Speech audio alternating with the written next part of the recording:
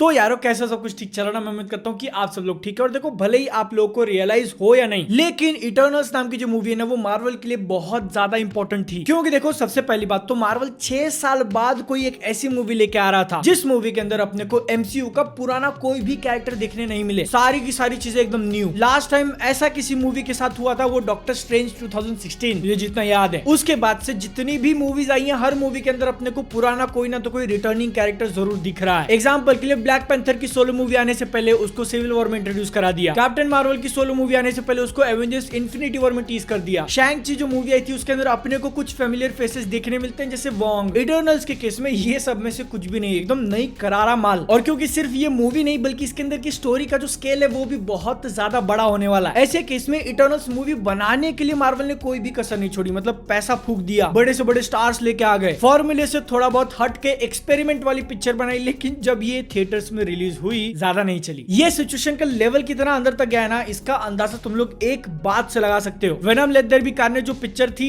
It was below average, लेकिन उसने भी इटर्नल से ज्यादा पैसा कमा लिया। और यहाँ पे ना बात सिर्फ पैसे कमाने की नहीं हो जाती, बल्कि तुम लोग अगर रॉटन टोमेटोज वेबसाइट पे जाके देखोगे तो फिर मार्वल ने अब तक जितनी भी मूवीज निकाली उनमें से सबसे ज्यादा लोएस्ट रेटेड मूवी है Eternals, Thor the Dark World के भी नीचे। इतने सारे लोग इंक्लूडिंग मी इस बात को लेकर कंप्लेन करते हैं कि मार्वल एक फॉर्मूले के ऊपर पिक्चर बनाता है। बहुत सारी उसकी मूवीज मोर और लेस सेम होती हैं, लेकिन इस बार जब उसने कुछ एक्सपेरिमेंट किया तो फिर हेट क्यों मिल रहा है? क्या सच में पिक्चर इतनी खराब थी? मार्वल ने अब तक जितनी भी मूवीज बनाई उसमें से सबसे ज्यादा नीचे। इस चीज को अंडरस्टैंड करने के लिए मैंने आज ये इटर्नल्स मूवी फिर से देखी। और ये देखने के बाद सबसे पहले तो मैं ये बोलना चाहूंगा कि जब इस मूवी को सेकंड टाइम देखोगे ना तो फिर चीजें और ज्यादा अच्छी तरीके से समझ में आएंगी, जिसके बारे में बात करने के लिए ऑब्वियसली वीडियोस के अंदर मैं स्पॉइलर देने वाला हूं इटर्नल्स मूवी को लेकर। सबसे पहला तो यही कि मूवी के अंदर इकरिस का जो कैरेक्टर है ना उसने कुछ थोड़ा बहुत गलत किया है या कर सकता है। इस बात की जो हिंट्स है ना वो अपने को मूवी के स्टार्टिंग से ही थोड़ा थोड़ा प्रोवाइड करने की कोशिश की है। पर अब क्योंकि इटर्नल्स मूवी को एक ऑस्कर विनिंग डायरेक्टर ने बनाया तो फिर इसके अंदर अपने को विजुअल स्टोरी टेलिंग भी देखने मिल जाएगी। कैरेक्टर्स कुछ डायलॉग नहीं बोलेंगे, लेकिन स्क्रीन पे जो चीज चल रहा है और जिस तरीके से अरेंजमेंट किया है उसके अंदर भी तुम लोग मीनिंग निकाल सकते हो। एग्जाम्पल के लिए सारे इटर्नल्स का जो सबसे पहला शॉट अपने को दिखाया जाता है जिसमें सब लोग लाइन से खड़े हैं, तो इसके अंदर इटर्नल्स की जो लीडर है एजैक, उनके राइट साइड में अपने को जितने भी लोग खड़े देखने मिलते हैं वो सब वॉरियर्स हैं। डिविएंट से लड़ाई करना उनका प्राइमरी काम है। और लेफ्ट साइड में जितने लोग खड़े हैं उनका मेन पर्पस है सिविलाइजेशन को डेवलप करने में मदद करना। Fighting is not there speciality. और ये सब के बीच में खड़ी है उनकी लीडर जिनके पास हीलिंग की पावर है, मतलब कि इनडायरेक्टली बाकी सारे मेंबर्स इनके ऊपर बहुत ज्यादा डिपेंड करते हैं। और इसी के साथ साथ इटर्नल्स जो मूवी है ना वो एक्चुअल जो अपनी हिस्ट्री है पूरी दुनिया की उसको इस मूवी के अंदर इंक्लूड करने की कोशिश करती है। जैसे मूवी के स्टार्टिंग में जो वो डैगर देती है सरसी, वो एक्चुअल में एक रियल चीज है जो अपने अर्थ पे वो जो चाकू है ना उस चाकू का भी एक हिस्टोरिकल इंपॉर्टेंस है। लेकिन सिर्फ वो एक सामान नहीं बल्कि उसको देते टाइम जो पहला कॉन्टैक्ट हुआ था ह्यूमंस और इटर्नल्स के बीच में, उस शॉट को भी काफी अच्छी तरीके से फ्रेम किया है जिसमें दोनों के हाथ जुड़ रहे हैं और बैकग्राउंड में सूरज उठ रहा है, जिसका मीनिंग हम लोग ऐसा निकाल सकते हैं कि वहां से इंसान जो है ना उनके ग्रोथ का सूरज उग रहा है पूरे अर्थ के ऊपर डोमिनेट करने वाली स्पीसीज बनने के लिए। लेकिन अपने को तो हिस्ट्री से लेना देना नहीं क्योंकि हिस्ट्री तो बहुत ज्यादा बोरिंग सब्जेक्ट है, इसीलिए अपन ने बस वो सीन देखा और निकाल दिया। और क्योंकि इस मूवी के अंदर अपने को सुपर हीरोज का एक अखा ग्रुप दिखाया है, वो भी अपन उनसे पहली बार मिल रहे हैं, तो उनके एक दूसरे से कैसे रिलेशन है, पूरा ग्रुप का डायनामिक कैसे काम करता है, ये सारी चीजें एकदम नए से इंट्रोड्यूस करनी पड़ेंगी। और उस चीज को दिखाने के लिए मूवी अच्छा खासा टाइम भी लेती है, आराम से चल रही है, कोई गड़बड़ नहीं इसको। इसलिए मूवी के अंदर ड्रामा ज्यादा हो गया एक्शन से। लेकिन क्योंकि लोगों ने मूवी के आगे मार्वल का नाम देख लिया तो फिर उनको लगेगा कि भाई एक्शन तो दिखेगा ही, या आधे घंटे से सिर्फ बातें क्यों किए जा रहे हैं, मारा मारी करो यार। और ठीक है, मतलब मूवी के अंदर आपने स्टोरी टेलिंग के हिसाब से कुछ थोड़ा डिफरेंट ट्राई किया, लेकिन एक चीज जो मैंने सपने में भी एक्सपेक्ट नहीं की थी कि इस मूवी के अंदर अपने को एमसीयू का पहला सेक्स सीन देखने मिलेगा। वो जब मूवी के अंदर आया ना मैं ऐसे आजू बाजू देख रहा हूँ कि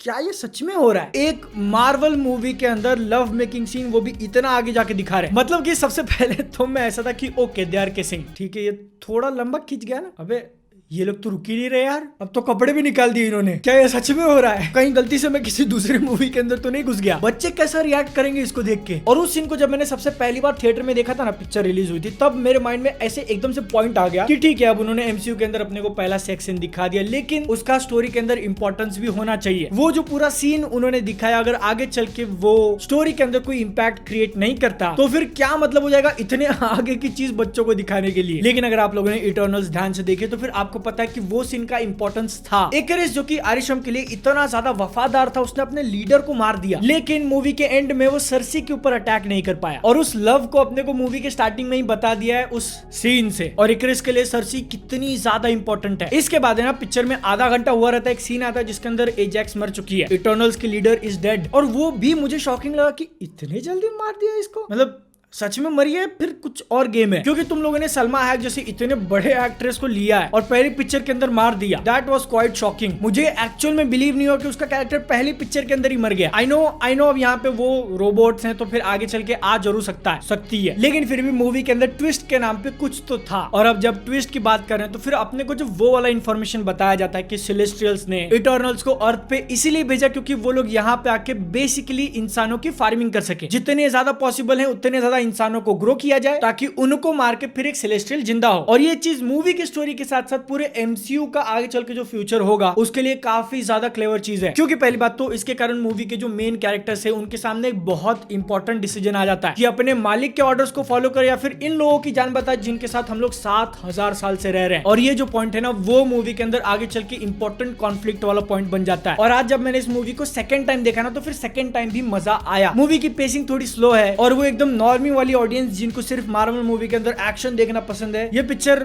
बोर लगेगा, लेकिन इसका मतलब ऐसा नहीं होता कि पिक्चर खराब है यार, तुम्हारे लिए नहीं है वो। मूवी के अंदर डेफिनेटली ऐसी बहुत सारी चीजें थी जो मुझे पसंद आई, लेकिन उसी के साथ साथ ऐसी चीजें भी हैं जो पसंद नहीं आई। जैसे कि सबसे पहले बात कर लेते हैं, इस मूवी के अंदर अपने को बॉलीवुड का एक डांस सॉन्ग दिखाया, लेकिन वो मेरे को किसी भी एंगल से बॉलीवुड का डांस सॉन्ग नहीं लगा। उसको देखते हो मेरे को बिल्कुल यही फील आया कि फॉरेनर्स जैसा सोचते हैं बॉलीवुड के बारे में उस हिसाब से उसको बनाया। बॉलीवुड एक्चुअल में जैसे सॉन्ग्स बनाता है उस हिसाब से बिल्कुल नहीं। और मतलब तुम लोग एक कैरेक्टर को पूरा बॉलीवुड का एक्टर बना रहे हो तो फिर एकदम ऑल आउट जाना चाहिए ना, एकदम तड़कता भड़कता गाना भर के। क्या गाना डाला वहां पे, क्रिंज एएफ। और उसी सेम टाइम पे जो एक्टर है कुमेल, उनको भी देख के लग नहीं रहता कि भाई को डांस करना ज्यादा अच्छे से आता है। और उनको एक्चुअल में आता है नहीं आता है, डायरेक्टर ने कितना उसको कम करने बोला आई डोंट नो, लेकिन सीन के अंदर उनका डांस पसंद नहीं आया। वो बंदा 100 साल से बॉलीवुड में काम कर रहा है। और मतलब एक जो पूरी बात बोली गई ना कि इटर्नल्स रोबोट्स हैं, उन्होंने आज तक बहुत सारे प्लैनेट्स के ऊपर जाके अपना मिशन एकदम सक्सेसफुली निभाया है वहां के लोगों को मार के, लेकिन जब वो लोग अर्थ के ऊपर आते हैं तो फिर उनके अंदर बदलाव आ जाते हैं। क्यों? यहाँ के लोगों को रहते खाते हंसते मुस्कुराते देख के। क्या सच में ये चीज इतनी ज्यादा स्पेशल है? और मतलब वो पूरे एक्सप्लेनेशन को सुनते वक्त मेरे माइंड में एक ही बात चल रही थी कि इस मूवी को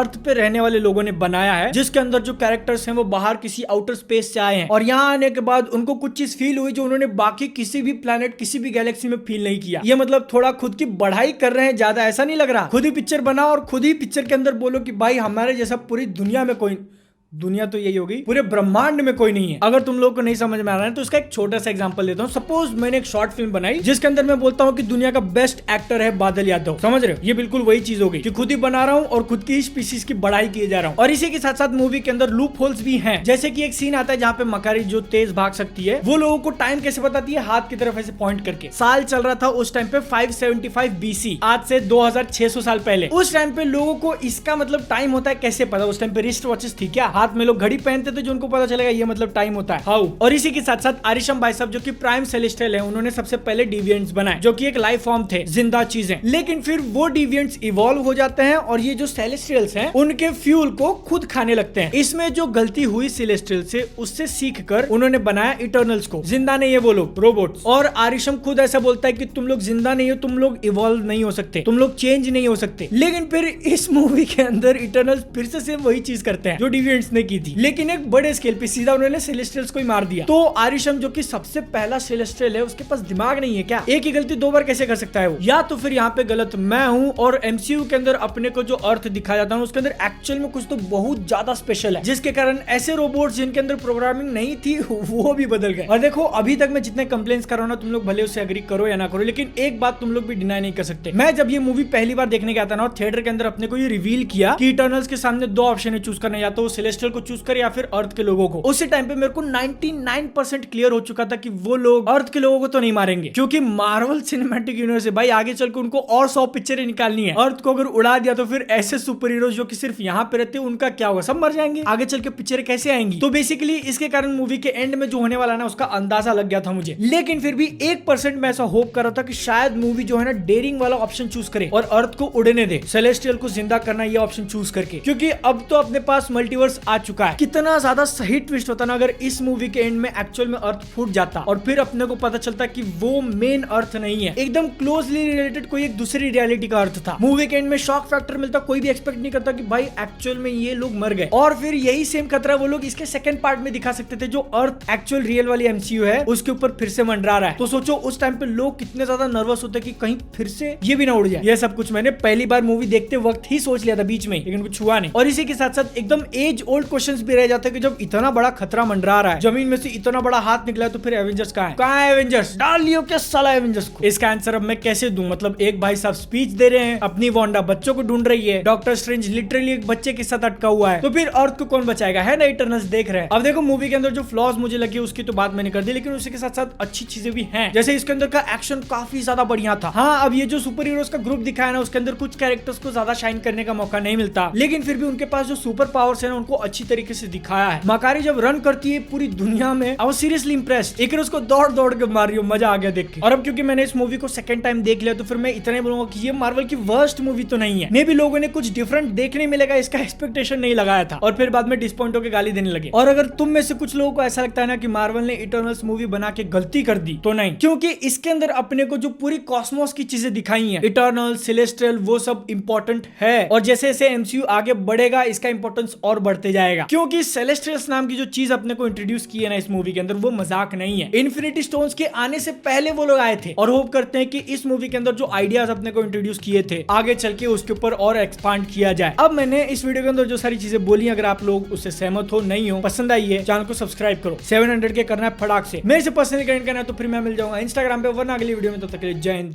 वंदे मातरम।